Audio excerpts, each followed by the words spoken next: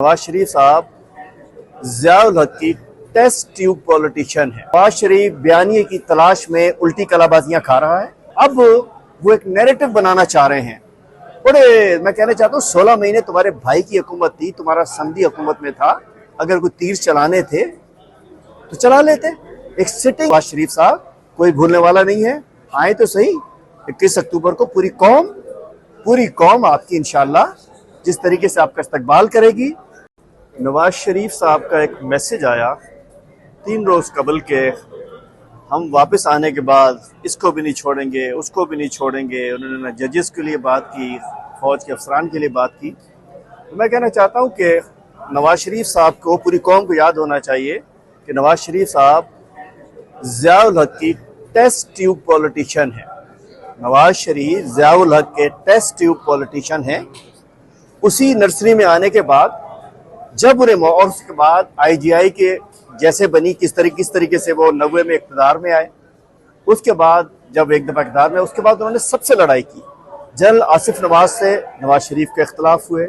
Justice Sajjad Ali Shah को किस तरीके से सुप्रीम कोर्ट में हमला करके भेजा। जनरल जहांगीर करामत के साथ किस तरीके से उन्होंने बिहेव किया नवाज शरीफ ने। जनरल मुशर्रफ की मौजूदगी में अपने एक भट्ट साहब को, ज़ियाउद्दीन भट्ट को, उसे बना दिया। फिर जो हुआ वो अलग बात है ना। उसके बाद डॉन लीक्स में क्या हुआ, फिर बाजा साहब को लगाया, फिर बाजा साहब के खिलाफ हुए।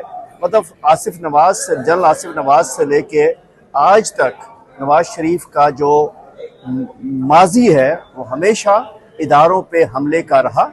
और अब वो एक नैरेटिव बनाना चाह रहे हैं। बड़े मैं कहना चाहता हूँ 16 महीने तुम्हारे भाई की हुकूमत थी, तुम्हारा समधी हुकूमत में था। अगर कोई तीर चलाने थे तो चला लेते। एक sitting chief justice supreme court के जो प्यूनी जज हैं, उन जस्टिस हैं, उनके खिलाफ भी आप नाम ले रहे हैं।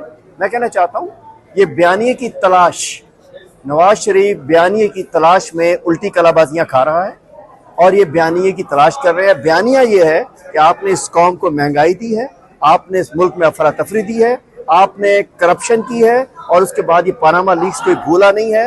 आप अरबों रुपए के फ्लैट्स में हर रोज जिन सीढ़ियों पे चढ़ रहे होते हैं, उतर रहे होते हैं, अरबों रुपए के फ्लैट्स में रहते हैं। नवाज शरीफ साहब कोई भूलने वाला नहीं है। आए तो सही 21 अक्टूबर को पूरी कौम आपकी इंशाल्लाह जिस तरीके से आपका इस्तकबाल करेगी, उसका जवाब देगी। जो महंगाई मिली, जो इस दौरान नाइंसाफी हुई है। बाकी जो आपका ये बयानिया है, ये मैं समझ सकता हूँ कि आपके अंदर जो एक नफरत की आग हर वक्त पकती रहती है, वो बयानिया है।